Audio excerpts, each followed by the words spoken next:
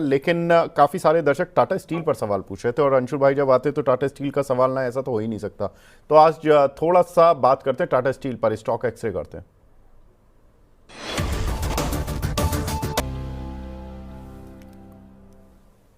Stock x ray, इसमें हम आज बात करेंगे टाटा स्टील की। आज अहम दिन है टाटा स्टील के लिए, वो बताएंगे क्यों। लेकिन पिछले 6 में से केवल 2 ट्रेडिंग सेशन में ही शेयर गिरा था, जबकि भारत पाकिस्तान की टेंशन चरम पर चल रही थी और शेयरों में मुनाफा वसूली का दौर देखने के लिए मिल रहा था। लेकिन टाटा स्टील लगातार चल रहा था। केवल थर्सडे और फ्राइडे को ऐसा हुआ कि टाटा स्टील थोड़ा नीचे बंद हुआ। जून 2024 में शेयर ने अपना उच्चतम स्तर 184 रुपये 60 पैसे का बनाया और जनवरी 2025 में हाल का लो जो था वो 122 रुपये 60 पैसे का था। उसी के बीच में चल रहा है, 140 और 50 के आसपास ये शेयर उसी रेंज में चल रहा है आजकल। लेकिन शेयर रेंज में क्यों है? क्योंकि इसमें एफआईज और डीआईज की लड़ाई चल रही है। एफआईज ने लगातार माल बेचा और डीआईज ने लगातार माल खरीदा। जून 2024 में एफआईज की जो होल्डिंग थी वो थी 19.68%, जिसको घटाकर उन्होंने अब मार्च तक लाते लाते अपनी होल्डिंग 18.29% कर ली है। यानी कि उन्होंने करीब करीब अपनी 1.5% होल्डिंग घटाई है। वहीं अगर डीआईज की बात करें तो डीआईज ने अपना हिस्सा बढ़ाया। 22.67% था उनका हिस्सा सितंबर तक, और अक्टूबर से लेकर मार्च तक पिछले 6 महीने में उन्होंने अपना हिस्सा लगभग 2% बढ़ाया। तो एफआईज ने जितना माल बेचा उससे ज़्यादा डीआईज ने खरीदा। ये इस काउंटर की रेंज की कहानी है कि जैसे ही ऊपर आते हैं तो एफआईज बेचते हैं, नीचे आता है तो डीआईज खरीद रहे हैं। मेटल कीमतों में थोड़ा सा रिकवरी का सहारा मिला, क्योंकि जो सेफगार्ड ड्यूटी लगी थी उसकी वजह से डोमेस्टिक मार्केट में एचआरसी सीआरसी के जो प्राइजेस थे वो थोड़े से रिकवर हुए, जिसकी वजह से इन कंपनीज का फायदा मिल रहा है। अब ट्रिगर्स पॉइंट क्या है और आज महत्वपूर्ण दिन क्यों है? क्योंकि नतीजे हैं आज Q4 के। अब नतीजे कैसे रहेंगे? नतीजे उतने खास नहीं देखने को मिलेंगे, हालांकि उसमें कुछ पॉजिटिव भी हैं कुछ नेगेटिव भी हैं। अगर आप ब्रॉडर नतीजा देखेंगे तो हो सकता है आपको नेगेटिव लगे, क्योंकि आय 4.5% घटने और प्रॉफिट 46.5% घटने का अनुमान है। लेकिन इसमें वॉल्यूम ग्रोथ भी आएगी, कंपनी में रियलाइजेशन भी आएगा। अब रियलाइजेशन आ रहा है, वॉल्यूम ग्रोथ आ रहा है, तो प्रॉफिट क्यों नहीं आ रहा? वो इसलिए क्योंकि कंपनी का यूरोप का जो बिजनेस है वो थोड़ा सा रियलाइजेशन फ्रंट पे वीक हो रहा है। अब मैं पहले डोमेस्टिक वॉल्यूम ग्रोथ की बात करता हूं, तो वॉल्यूम ग्रोथ 5.3 मिलियन टन से बढ़कर 5.6 million ton Q on Q basis पर देखने को मिलेगी।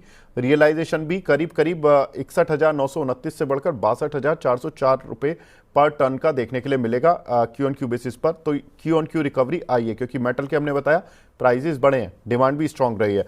लेकिन यूरोप में इनका थोड़ा सा बिजनेस में रियलाइजेशन वीक आ रहा है, जिसकी वजह से कंपनी का जो मार्जिन है वो थोड़ा सा वीक आएगा और प्रॉफिट गिरता हुआ दिखाई देगा।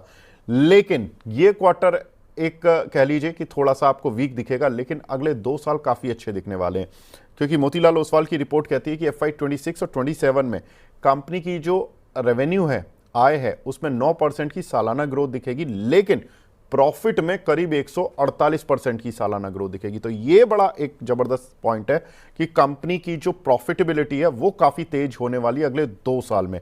उसके पीछे के रीजन ये है कि मेटल में रिकवरी उनको दिख रही है। यूरोप का जो ऑपरेशन है वो स्टेबलाइजेशन की ओर है, जहां से इनको सबसे ज्यादा डेंट लग रहा है, और उसी की वजह से हम देख रहे हैं जो कैपेसिटी एक्सपेंशन कंपनी अपने बैकवर्ड इंटीग्रेशन कर रही है धीरे धीरे, वो पूरे होते जा रहे हैं, जिसका फायदा कंपनी को मार्जिन फ्रंट पर मिलने वाला है। FY26-27 में अनुमानित ईपीएस कंपनी की करीब 10 रुपये 70 पैसे से 15.5 रुपये के पास रहेगी। FY26 में 10 रुपये 70 पैसे और FY27 में 15.5 रुपये अनुमानित है। हालांकि मोतीलाल ओसवाल की रिपोर्ट कहती है कि इस पर न्यूट्रल राय है उनकी, लेकिन टारगेट उनका 160 का है। अंशुल भाई, आपका टारगेट क्या है इस पर?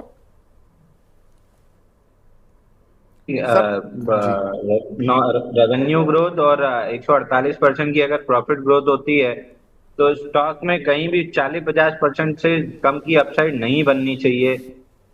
मेरा आउटलुक बहुत बुलिश है इसमें। दैट बीइंग सेड, मेरे लोअर लेवल की पोजीशन प्रॉफिट में है और शाम को रिजल्ट है। मैं रिजल्ट सीजन को जनरली प्ले नहीं करता हूं, तो मैं अपनी प्रॉफिट बुकिंग करके जा रहा हूं। और ऊपर नीचे बहुत रेट के मेरे पास, लगभग हर ही रेट के मेरे पास टाटा स्टील है। तो अब तक की जितनी प्रॉफिटेबल पोजीशन है मैं उसको बुक करके जा रहा हूँ। रिजल्ट अगर थोड़ा सा 19 आता है, गैप डाउन मिलता है, तो मैं री एंटर कर लूंगा। रिजल्ट अगर पॉजिटिव आता है और बड़ा गैप अप मिलता है तो मेरे पास अभी भी बहुत माल रखा रहेगा आज की सेलिंग के बाद भी, जिसको मैं ऊपर में बेच लूंगा। तो मैं प्रॉफिटेबल पोजीशंस को बेच के जा रहा हूँ। अगेन ये स्टैंडर्ड मेरा तरीका होता है, रिजल्ट के पहले मैं माल बेच के जाता हूँ, मैं रिजल्ट का gap up gap down generally छोड़ देता हूँ, तो मेरी प्रॉफिट वाली पोजीशन में बुक करके जा रहा हूँ। आगे मेरे पास में पोर्टफोलियो में तो बाई सेल की सलाह मैं दूंगा नहीं, और जो मैं करने वाला हूँ वो डिस्क्लेमर मैंने दे दिया है। जो करने वाले हैं वो दे दिया है कि प्रॉफिट बुक कर कर जा रहे हैं जितनी जो नीचे की प्राइस वाले टाटा स्टील हैं उनमें, और लॉन्ग टर्म के लिए पॉजिटिव ही हैं अंशुल जी भी, और मोतीलाल ओसवाल की रिपोर्ट भी कहती है कि 160 तक जा सकता है।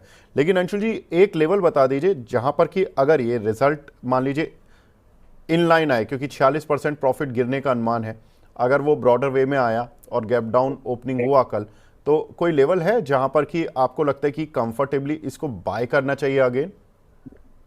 152 रुपए है sir order block daily chart पे। अगर आज रिजल्ट नहीं होता तो मैं वहां तक के लिए कैरी फॉरवर्ड करता, बट चूंकि आज रिजल्ट है, गैप डाउन की पॉसिबिलिटी है, इसलिए मैं अपनी प्रॉफिट बुक करके जा रहा हूँ लोअर वाली पोजीशन में। बट 152 रुपए वो लेवल है जहाँ पे अगर रिजल्ट नहीं होता तो रेजिस्टेंस आता, वहां पे मैं प्रॉफिट बुक करता। नहीं, लेकिन मैं ये पूछ रहा हूं, मेरा सवाल दूसरा था। मेरा सवाल ये था कि अगर ये कल नतीजों के बाद गैप डाउन खुलता है, कुछ गैप नीचे खुलता है, तो हमें कहां पर लेना चाहिए इसमें?